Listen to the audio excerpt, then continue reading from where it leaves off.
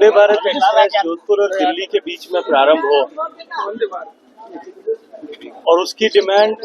केवल जोधपुर दिल्ली के लिए नहीं, जोधपुर जयपुर के लिए भी एक बेटर और फास्ट कनेक्टिविटी हो, ये सभी जोधपुर और आसपास के क्षेत्र के लोगों की डिमांड थी। मैं धन्यवाद करना चाहता हूँ माननीय प्रधानमंत्री जी का और माननीय रेल मंत्री जी का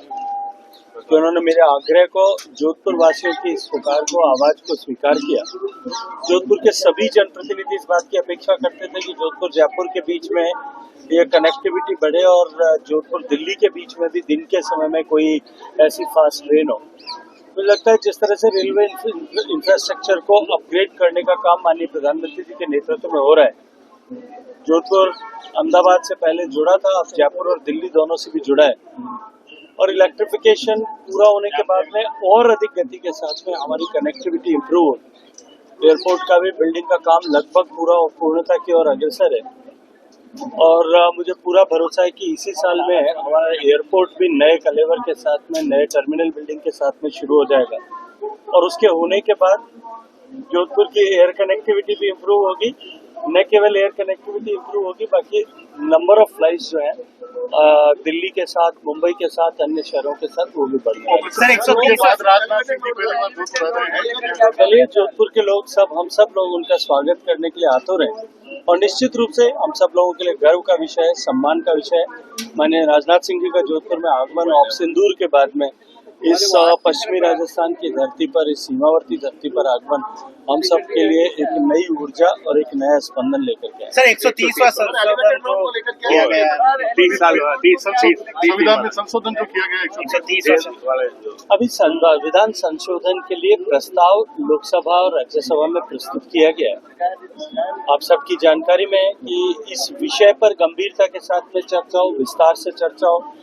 और बाद चर्चा के ऐसे महत्वपूर्ण विषय पर निर्णय लिया जा सके, इसको लेकर के इसे ज्वाइंट पार्लियामेंट्री कमेटी, जिसमें 21 सदस्य लोकसभा से और 10 सदस्य राज्यसभा से होंगे, उसको भेजा गया है और ये तय किया गया है कि अगले संसद के सत्र के समय दूसरे सप्ताह से पहले इसकी रिपोर्ट प्रकाशित हो जाए या इसकी रिपोर्ट सदन के पटल पर रख दी जाए ताकि अगले सत्र में इसे पारित किया जा सके। भारतीय जनता पार्टी का और माननीय प्रधानमंत्री जी का हमेशा ये संकल्प रहा है कि राजनीति में, राजनीतिक संस्थाओं में और गवर्नेंस में और अधिक शुचिता आनी चाहिए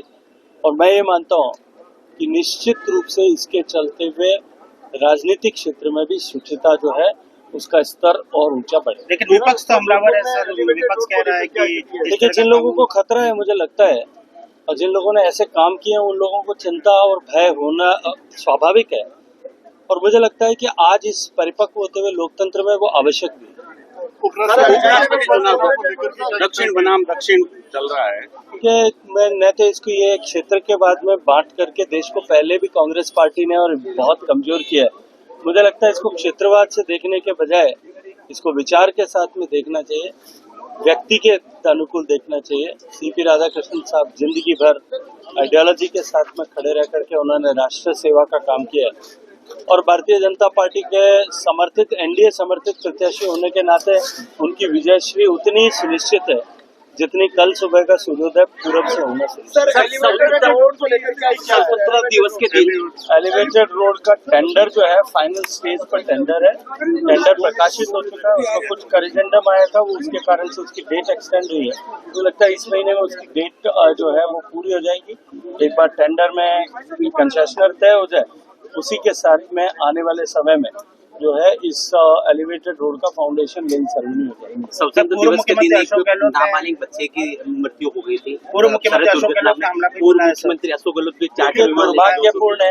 दुर्भाग्यपूर्ण है और मुझे लगता है कि ऐसी किसी घटना को राजनीति का रंग देना और लाश पर राजनीति करने की आवश्यकता नहीं थी, लेकिन फिर भी किया गया। परिवार में क्षति हुई, हम सब लोग उसके लिए पूरी तरह से उनके साथ हैं और हमारी संवेदनाएं परिवार के साथ हैं। ऐसी घटनाओं की पुनरावृत्ति न हो, उसमें जितनी जिम्मेदारी सरकार की है उससे ज्यादा जिम्मेदारी परिवारों की भी। आप और मैं सभी युवा बच्चों के अभिभावक हैं, हम सबको भी इस बात का निश्चित रूप से ध्यान रखना होगा कि हमारे परिवार के बच्चे किस तरह से सड़क पर सड़क सुरक्षा को लेकर के किस तरह का आचरण और व्यवहार करते हैं। हम सबको निश्चित रूप से ये जो है अपने परिवारों में आने वाली पीढ़ी को इसके लिए जागृत और जागरूक करने की आवश्यकता है। सर मुख्यमंत्री जी को असंवेदनहीन कह रहे हैं वो तो पूर्व मुख्यमंत्री। देखिए, उनकी संवेदनशीलता को सारे लोग जानते हैं और उनकी राजनीतिक संवेदनशीलता को भी जानते हैं।